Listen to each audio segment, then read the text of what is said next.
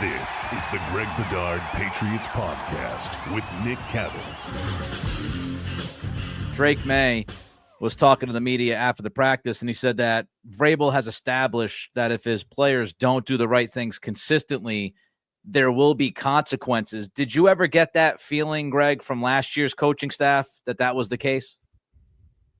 No, not really. I mean, look, Gerard sort of let them do what they were going to do, and it was like, it got to be like really sloppy on the field, and we all noted it. And then all of a sudden, Gerard started to incorporate the, take a lap for a penalty or a fumble and all that stuff. And we're like, he's trying to rein it back in. But by that time, it was sort of the cat was out of the bag. No, there was Nick. There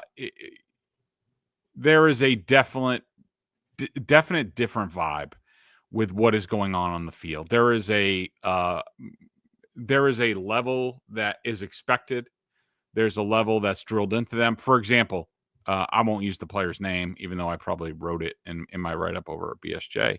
But, they're doing these sprints at the end of practice, and, and they're going off Drake Maye's cadence, which is, it's in the big picture, it's a little thing.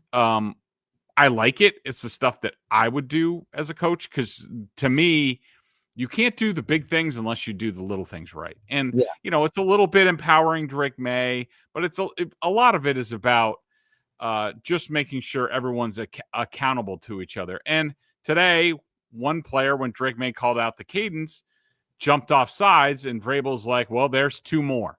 And that kind of stuff, and meaning two more sprints that they were going to have to run because somebody went off sides. That kind of stuff did not go on last year. And Nick, you could just tell, like, I can't wait for people to get to training camp and see it for themselves. But it's just a complete 180 from where they were last year. And it's palpable. You can hear it. You can feel it. You could see it in the players. You can see it with the urgency. You can see the way they execute. And I'm sure we're going to talk about that, but it's night and day really compared to where they were last year. You did write the player's name down in your report that I read. So I might look, I'll just say it because it was there. And actually there were fans. There were some fans in the stands, probably like, sponsors or whatever. So it was Layden Robinson. And from what I heard, that's not a surprise. And he wasn't the only guy. There was number 98 went offsides during Jeremiah Farms went offsides, and during an 11-on-11, and Vrabel told him to move the ball up 5 yards. Anthony Jennings was like asking Vrabel like what the deal is. And Vrabel's like, he went offsides. Like, stop screwing around. Like, let's get with it. And so that stuff is going on all the time. All right. So from what I gather, reading your report on BSJ and also looking at the Twitter timeline, seems like Drake Maye had a good day. True or false? He did.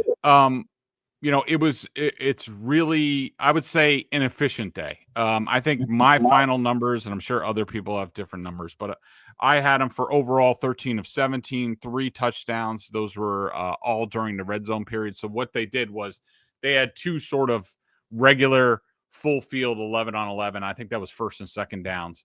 Then they had 2 periods of red zone work. And I would say overall between Maye and Dobbs, I don't really count the other guy, Woolridge. And he didn't get many snaps today. But I would say that Maye was very efficient. Not a whole lot of stuff down the field. It's not like it's Air Coryell out there or anything like that.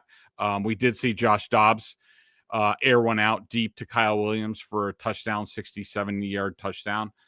Which was nice to see. But I thought Drake Maye was extremely efficient. It was a continuation of what I saw in the last OTA, Nick, where he just looks, as opposed to the first couple OTAs that we saw, the 4 interception one, then even the next one where it was kind of clunky. Like he's now in these last 2 sessions that we've seen, he is going out there knowing exactly what he expects to see. He's been decisive.